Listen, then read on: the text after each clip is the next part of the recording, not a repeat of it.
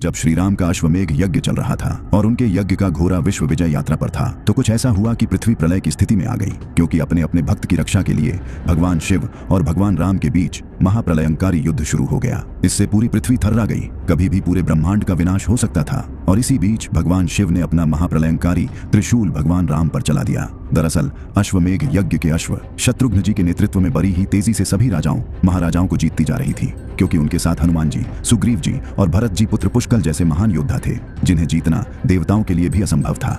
कई राजाओं ने घोड़ा पकड़ने की कोशिश की, पर अयोध्या की सेना के आगे उन्हें झुकना पड़ा। तभी यज्ञ का घोड़ा देवपुर नामक राज्य में पहुंचा, जहां राजा वीरमणि का धर्मनिष्ठ शासन था।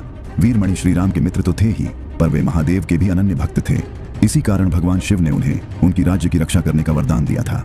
और जब यज्ञ का घोड़ा राजा वीरमणि के राज्य में पहुंचा, तो राजा वीरमणि के वीर पुत्र रुक्मांगद ने उसे बंदी बना लिया और गर्जना करते हुए बोला, जाकर शत्रुघ्न से कहो विधिवत युद्ध कर अपना अश्व छुड़ा ले। जब यह सूचना राजा वीरमणि को मिली, तो वे चिंतित हो गए।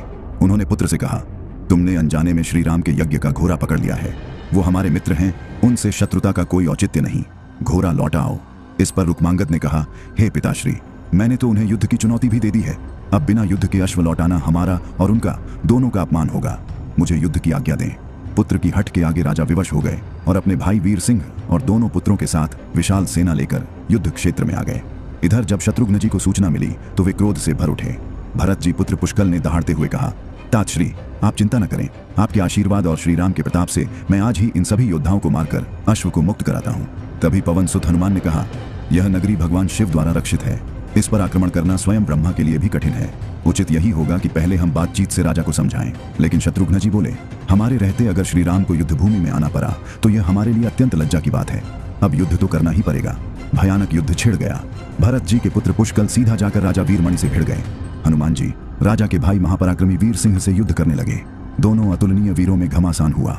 अंत में पुष्कल ने 8 नाराज बाणों से ऐसा वार किया, जिससे राजा वीरमणि मूर्छित होकर अपने रथ पर गिर पड़े। उधर हनुमान जी ने एक विशाल पैर से वीर सिंह पर प्रहार किया और वह रक्तवमन करते हुए मूर्छित हो गए। शत्रुघ्न जी ने भी राजा के दोनों पुत्रों को नागपाश में बांध लिया। अपनी विजय देख अयोध्या की सेना सिंहनाद करने लगी। लेकिन जैसे ही राजा वीरमणि की मूर्छा टूटी और उन्होंने अपनी सेना को हार के कगार पर देखा, उन्होंने अपने आराध्य महादेव का स्मरण किया। और फिर युद्ध भूमि में वो हुआ जिसके बारे में अयोध्या की सेना ने कभी सोचा भी नहीं था। महादेव ने अपने भक्त की पुकार सुन ली। उन्होंने वीरभद्र के नेतृत्व में नंदी, भृंगी सहित सारे गणों को युद्ध क्षेत्र में भेज दिया। महाकाल के अनुचर उनकी जय जयकार करते हुए प्रलय की तरह अयोध्या की सेना पर टूट पड़े। जब शत्रुघ्न जी और हनुमान जी ने भयानक मुख वाले रुद्रावतार वीरभद्र और महादेव की सेना को देखा, तब शत्रुघ्न जी ने कहा, हनुमान, जिस वीरभद्र ने दक्ष प्रजापति का मस्तक काट दिया था, उसे युद्ध में कैसे हराया जा सकता है। यह सुनकर पुष्कल ने कहा, हे तातश्री, अब तो जो भी हो, हमें युद्ध तो करना ही पड़ेगा। यह कहते हुए पुष्कल वीरभद्र से, हनुमान जी नंदी से और शत्रुघ्न जी भृंगी से जा भिड़े। पुष्कल ने अपने सारे दिव्यास्त्र वीरभद्र पर चला दिए, पर वीरभद्र ने बात ही बात में उन्हें काट दिया। उन्होंने पुष्कल को चेतावनी दी, हे बालक, तुम्हारी आयु अभी मृत्यु को प्राप्त होने की नहीं है, युद्ध क्षेत्र से हट जाओ। लेकिन पुष्कल ने एक शक्ति से वीरभद्र पर प्रहार कर दिया। तब वीरभद्र ने क्रोध से थर्राते हुए एक ही त्रिशूल से पुष्कल का मस्तक काट लिया और भयानक सिंहनाद किया। उधर भृंगी ने भगवान शिव के दिए पाश में शत्रुघ्न जी को बांध लिया। हनुमान जी अपनी पूरी शक्ति से नंदी से लड़ रहे थे, पर अंत में नंदी ने शिवास्त्र का प्रयोग कर हनुमान को भी पराभूत कर दिया। अयोध्या की सेना हार चुकी थी। पुष्कल वीर गति को प्राप्त हो चुके थे और तब अपने भक्तों की करुण पुकार सुनकर युद्ध भूमि में उतरे स्वयं मर्यादा पुरुषोत्तम श्री राम लक्ष्मण जी और भरत जी के साथ तत्काल वहां आ गए। अपने प्रभु को आया देख सभी को विश्वास हो गया कि अब हमारी विजय निश्चित है। श्री राम ने सबसे पहले शत्रुघ्न जी और हनुमान जी को मुक्त कराया। लेकिन जब उन्होंने भरत पुत्र पुष्कल को मृत देखा, तो वे अत्यंत ही क्रोधित हो उठे और वीरभद्र से कहा, तुमने जिस प्रकार पुष्कल का वध किया है, उसी प्रकार अब अपने जीवन का भी अंत समझो। ऐसा कहते हुए श्री राम ने शिवगणों पर धावा बोल दिया। जल्द ही उन्हें पता चल गया कि इन पर साधारण अस्त्र बेकार हैं। तब उन्होंने महर्षि विश्वामित्र द्वारा दिए दिव्यास्त्रों से वीरभद्र और नंदी सहित सारी सेना को विदीर्ण कर दिया। जब शिवगण श्री राम के प्रताप के आगे टिक न सके, तब उन्होंने एक स्वर में अपने स्वामी भगवान शिव का आह्वान किया और फिर युद्ध क्षेत्र में प्रकट हुए स्वयं भगवान शिव। उनके तेज से श्री राम की सारी सेना मूर्छित हो गई। जब श्री राम ने देखा कि स्वयं भगवान शिव रण क्षेत्र में आए हैं, तो उन्होंने शस्त्र त्याग कर उन्हें दंडवत प्रणाम किया और स्तुति करते हुए कहा, हे ब्रह्मांड के स्वामी, आपके ही प्रताप से मैंने रावण का वध किया। यह यज्ञ भी आपकी ही इच्छा से हो रहा है। कृपा कर इस युद्ध का अंत करें।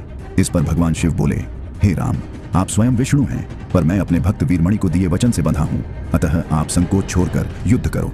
इसे भगवान शिव की आज्ञा मानकर श्री राम ने युद्ध शुरू किया। दोनों में वो महान युद्ध छिड़ा जिसे देखकर देवता भी कांप उठे। श्री राम ने अपने सारे दिव्यास्त्रों का प्रयोग किया पर भगवान शिव को संतुष्ट न कर सके, और तब श्री राम ने उठाया अपना अंतिम अस्त्र। उन्होंने उसी पाशुपतास्त्र का संधान किया जो स्वयं महादेव ने उन्हें दिया था। उन्होंने कहा, हे प्रभु, आपने ही वरदान दिया था कि इस अस्त्र से कोई पराजित हुए बिना नहीं रह सकता। आपकी ही आज्ञा और आपकी ही इच्छा से मैं इसका प्रयोग आप पर ही करता हूँ। यह कहते ही श्री राम ने वो दिव्यास्त्र भगवान शिव पर चला दिया। वो अस्त्र सीधा भगवान शिव के हृदय में समा गया और वे इस युद्ध से पराजित नहीं बल्कि परम संतुष्ट हो गए। उन्होंने प्रसन्न होकर श्री राम से वरदान मांगने को कहा। इस पर श्री राम ने कहा, हे भगवान, इस युद्ध में वीर गति को प्राप्त हुए भ्राता भरत के पुत्र पुष्कल समेत दोनों ओर के सभी योद्धाओं को जीवन दान दीजिए। महादेव ने मुस्कुराते हुए तथास्तु कहा और सभी को जीवित कर दिया। राजा वीरमणि ने यज्ञ का घोड़ा श्री राम को लौटा दिया और स्वयं भी शत्रुघ्न जी के साथ ही अश्वमेघ यज्ञ